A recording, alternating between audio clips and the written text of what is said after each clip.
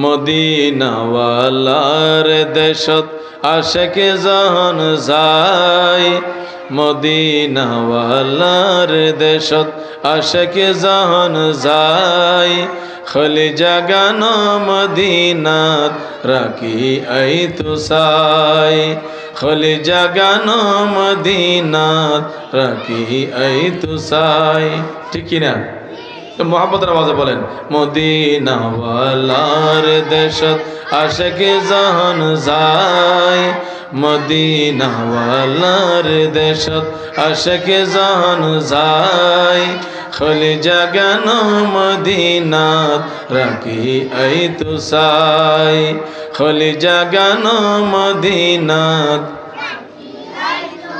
হইত না পারে তারা যারা আসিলে মদিনাত মদিনা সাই আইল নাকি সাইল জান্নাত হইত না পারে তারা যারা আসিলে মদিনাত মদিনা সাই আইল নাকি সাইল জান্নাত মদিনা সাই আইল নাকি সাইল জান্নাত খোদার দুনিয়া তার সাইবার কি সুনাই খোদার দুনিয়া তার সাইবার কি সুনাই খলি জাগানো মদিনাত রাখি আই তুসাই খলি জাগানো মদিনাত রাখি আই তুসাই মদিনাওয়ালার দেশত আশেকে জাহান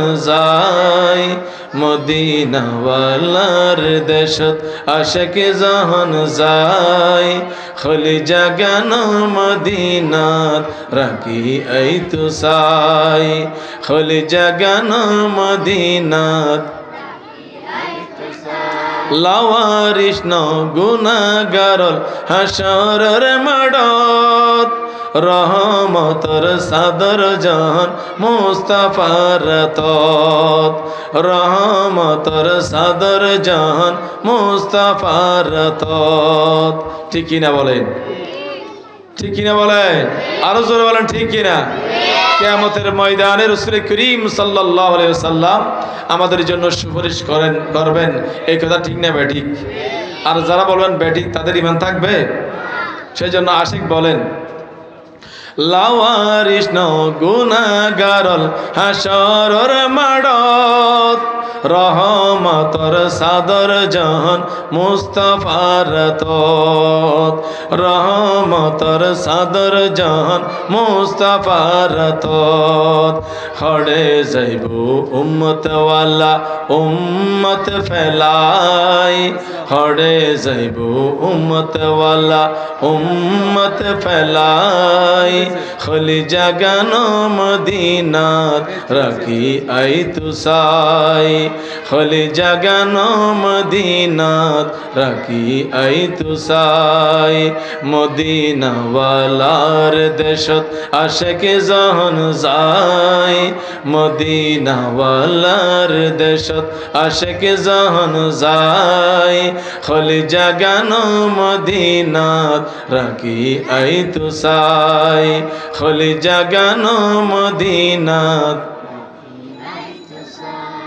মায়া বেগিন ডালি দি বানাই আল্লাহ ঠিক কিনা বলে রাসূল পাক মায়ার নবী কিনা জোরে বলেন না মায়া বেগিন ডালি দি বানাই আল্লাহ এদিন মায়া আর নবীর লাগে এতলাই এতিন মায়া আর নবীর লাগে এতলাই সগ লাগিব আহমদ সাইবার মতো সাইবাল্লাই সগ লাগিব নবী সাইবার মতো সাইবাল্লাই খলি জাগানো মদিনাত রাখি আই তুসাই খলি জাগানো মদিনাত নবীর সাহাবেল্লাই চোখ লাইবে না লাইবে হন আবু জাহিলের চোখে রসুলের পাককে দেখেছেন রসুলের পাক কুৎসিত নাউজুবিল্লাহ বলে আর সিদ্দিক আকবরের চোখে রসুল পাককে দেখেছেন, রসুল পাকের মতো সুন্দর পৃথিবীতে আর কেউ, তার চোখের মধ্যে বেশ কম আছে না নাই? মানুষের মধ্যেও একজন আবু জাহেল আর একজন আবু বকর। আবু জাহেল বলেন, মুহাম্মদ সাল্লাল্লাহু আলাইহি ওয়াসাল্লাম, তোমার মতো কুৎসিত চেহারাওয়ালা মানুষ আমার জীবনে আমি দেখি নাই। রসুল পাক বলেছেন, তুমি ঠিক বলেছো। হযরতে আবু বকর সিদ্দিক রাদিয়াল্লাহু তাআলা আনহু তিনি বলেন, ইয়া রাসূলুল্লাহ, আপনার মতো সুন্দর চেহারাওয়ালা মানুষ আমি আল্লাহর জগতের মধ্যে আর কাউকে দেখি নাই। রসুল পাক বলেন, তুমিও ঠিক বলেছো। জোরে বলুন না সুবহানাল্লাহ। সাইয়েদনা সিদ্দিক আকবর বলেন, ইয়া রাসূলুল্লাহ, আবু জাহেল আপনাকে কুৎসিত বলল, আপনি সেটাকেও ঠিক বলেছেন। আর আমি বললাম আপনার মতো সুন্দর চেহারাওয়ালা মানুষ খোদার জগৎ আর কেউ নাই, সেটাও ঠিক বলেছেন। কোনটা ঠিক কোনটা ব্যাঠিক আমি বুঝতে পারি না ইয়া রাসূলুল্লাহ। তো রসুল পাক বলেন, ও আবু বকর, আমি রাসূলুল্লাহ হলাম আল্লাহ পাকের কুদরতি আয়না। ঠিক কিনা বলে? রসুল পাক হচ্ছে কি? আল্লাহ পাকের কুদরতি আয়না। রসুল পাক বলেন, আমি আল্লাহ পাকের কুদরতি আয়না। তো আয়নার মধ্যে যিনি দেখবেন, যিনি আয়না দেখবেন সেই ব্যক্তি তাকে দেখবেন। ঠিক কিনা বলে? আমরা যখন আয়না দেখি তো আয়নার মধ্যে দেখতেছি কে? আমি। এখানে কি আর কেউ দেখা যাবে নাকি আমাকে দেখা যাবে? কথা বলেন না। তো রসুল পাক বলেন, আমি কুদরতি আল্লাহ পাকের কুদরতি আয়না। তো আমার দিকে কেউ তাকালে, আমার চেহারা মোবারক কেউ দেখলে সেই ব্যক্তি সেই নিজেকে দেখে। সেই জন্য আবুল আহাব আবু জাহেল কুৎসিত, সেই জন্য তার চেহারা আমি রাসূলুল্লাহর ভিতরে আল্লাহর কুদরতি আয়নার মধ্যে তার চেহারা সে নিজে দেখেছে। সেই জন্য আমি বলেছি ঠিক বলেছো, সেই কুৎসিত চেহারাওয়ালা মানুষ সে ব্যক্তি নিজেকে দেখেছে সেই জন্য। আর আবু বকর সিদ্দিক রাদিয়াল্লাহু তাআলা সুন্দর, সেই জন্য রসুল পাকের দিকে যখন তাকাইলেন তখন দেখতে পেয়েছেন সিদ্দিক আকবর সুন্দর, সেটা সিদ্দিক আকবর নিজেকে দেখেছেন। জোরে বলুন না সুবহানাল্লাহ। সেই জন্য রসুল পাক সাল্লাল্লাহু আলাইহি সাল্লাম বলেন, আবু জাহেলও ঠিক বলেছো, ঠিক বলেছে, আর তুমি আবু বকরও ঠিক বলেছো। জোরে বলুন না সুবহানাল্লাহ। সেই জন্য শায়ের বলেন, সগল লাগিব নবী সাইবার মতো সাইবাল্লাই, সগল লাগিব আহমদ সাইবার মতো সাইবাল্লাই, খলি জাগানো মদিনাত রাখি আই তু সাই, খলি জাগানো মদিনাত মদিনাওয়ালার দেশত আশিকে যখন যায়, মদিনাওয়ালার দেশত আশিকে যখন যায়, খলি জাগানো মদিনাত রাখি আই তু সাই, খলি জাগানো মদিনাত। আশিক যখন মদিনা শরীফ যায়, সে বাড়িতে আসার সময় সে ব্যক্তি কান্নাকাটি করে আসবেন, এমনি আসতে পারবে না, কারণ সে আশেক। ঠিক কিনা বলেন? আর এমন কতগুলো রসুল পাকের নামদারি উম্মত আছে যারা মক্কা শরীফ গিয়ে মদিনা শরীফ যায় না। তারা বলেন মদিনা শরীফ হজের অংশ নয়, সেই জন্য মক্কা শরীফের মধ্যে হজ করে আর মদিনা শরীফ যেতে হবে না। জোরে বলুন না নাউজুবিল্লাহ। তারা কি ফোড়া? কথা বলেন না, তারা কি ফোড়া? রসুল পাক বলেছেন, যে ব্যক্তি হজ করলো আমি রাসূলুল্লাহর জিয়ারত করলো না, সেই ব্যক্তি আমার উপর জুলুম করলো। কোনো উম্মত কি রসুল পাকের উপর জুলুম করতে পারে?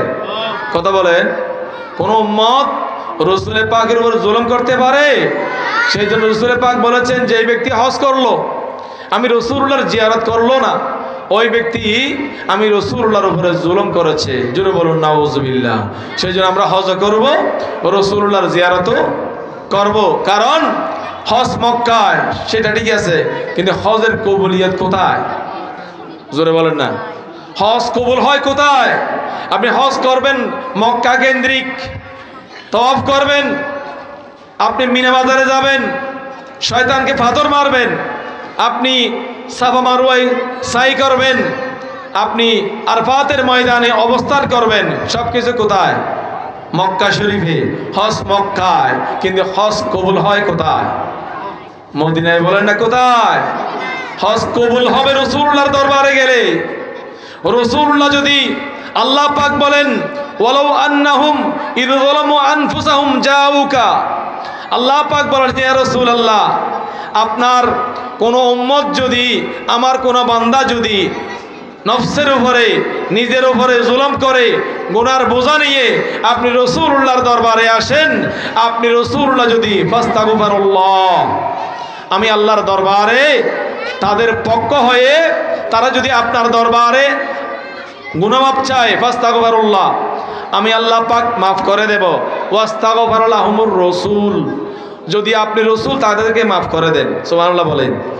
আপনি রাসূল যদি তাদের পক্ষে মাফ চান, আপনি রাসূল যদি তাদের পক্ষে সুপারিশ করেন, ওয়াস্তাগফির লাহুমুর রাসূল লাওয়াজাদুল্লাহ তাওয়াবার রহিমা, আমার আল্লাহ বলেন তারা আমাকে ক্ষমাশীল হিসেবে, দয়াশীল হিসেবে পাবেন। জোরে বলুন না সুবহানাল্লাহ। তাহলে বোঝা যায় হজ মক্কায় সাল্লাল্লাহু আলাইহি ওয়াসাল্লামের দরবারে গেলে হজ কি হয়?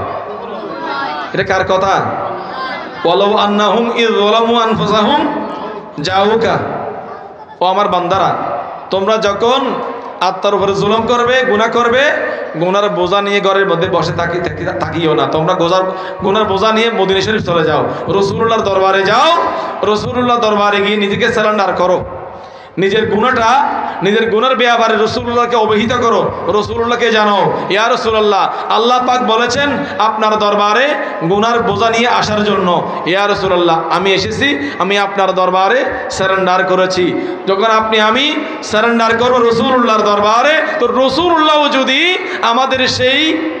আমাদের সেই কাকুতি মিনতি শুনে আমি আল্লাহর দরবারে যদি তাদের পক্ষ হয়ে, তোমাদের পক্ষ হয়ে গুনাহ মাফ চাই, ওয়াস্তাগফির লাহুমুর রাসূল লাওয়াজাদুল্লাহ তাওয়াবার রহিমা, আমি আল্লাহ পাক তাদেরকে মাফ করে দেব, আমি আল্লাহ পাক ক্ষমাশীল, আমি আল্লাহ পাক দয়াশীল হিসেবে তোমরা আমাকে পাবে। জোরে বলুন না সুবহানাল্লাহ। সুতরাং রাসূলুল্লাহর দরবারে যাওয়ার দরকার আছে না নাই? আরো জোরে, আশিকেরি আসল জান্নাত তুমি মানলে মানো, না মানলে মন মানো না,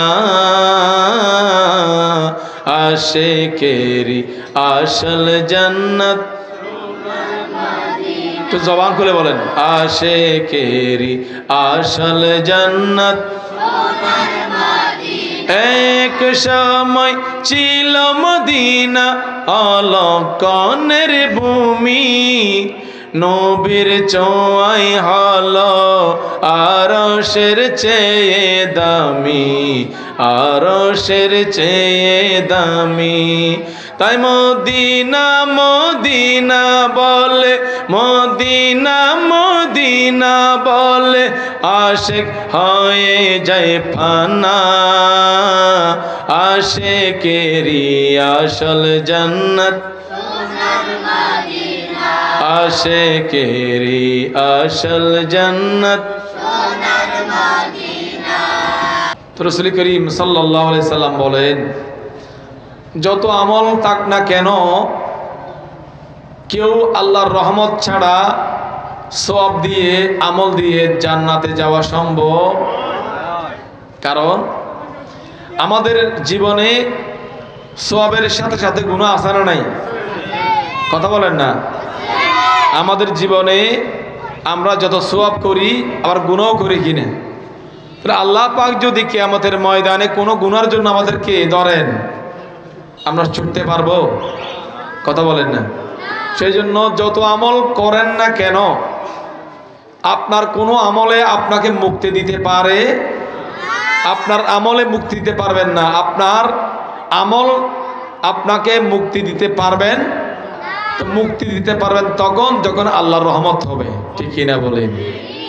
সেই জন্য আমরা এখানে এসেছি, আমরা মাহফিলে বসেছি, আমরা তাকরীর করতেছি, আপনারা তাকরীর শুনছেন, এই সবগুলো আল্লাহর দরবারে কবুল হবে তখন যখন আমাদের নিয়ত ক্লিয়ার হবে, ঠিক কিনা বলেন? তো আল্লাহ পাক আমাদেরকে নিয়ত ক্লিয়ার করে বসার তৌফিক দান করুক, তবরুকের আশায় নয়। আল্লাহ পাক আমাদেরকে বয়ান শুনে সেগুলো আমল করে একজন সোনার মানুষ হিসেবে আল্লাহর দরবারে আমরা গ্রহণযোগ্যতা পেতে চাই। মহান রব্বুল আলামিন কবুল এবং মঞ্জুর করুক, আমিন। আমি কোরআনুল করিম থেকে একটি আয়াতে করিমের অংশ বিশেষ তেলাওয়াত করেছিলাম। আল্লাহ পাক বলেন, বিসমিল্লাহির রহমানির রহিম, ওয়া আতাসিমু বিহাবলিল্লাহি জামিআন ওয়া লা তাফাররাকু। আল্লাহ পাক বলেন, ও আমার বান্দারা, তোমরা আমার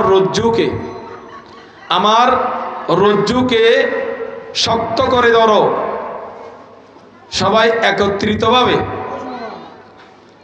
একা একা নয়, একজন একজন নয়, একত্রিতভাবে তোমরা আমার রজ্জুকে শক্ত করে ধরো। ওয়া আতাসিমু বিহাবিলিল্লাহি জামিআও। হাবিলিল্লাহ, হাবিলিল্লাহ মানি কুরআনুল কারীম, সুবহানাল্লাহ বলেন। হাবিলিল্লাহ মানি রাসূল করিম সাল্লাল্লাহু আলাইহি ওয়াসাল্লাম। একটু জোরে বলুন না সুবহানাল্লাহ। সেই জন্য যে ব্যক্তি রসুলকে ধরবে, যে ব্যক্তি রসুলের সুন্নাহকে ধরবে, যে ব্যক্তি রসুলুল্লাহকে শক্ত করে রসুলুল্লাহর সুন্নাহকে মজবুত করে ধরবে, সেই ব্যক্তি আল্লাহ পাকের রজ্জুকে ধরেছেন। জোরে বলুন সুবহানাল্লাহ।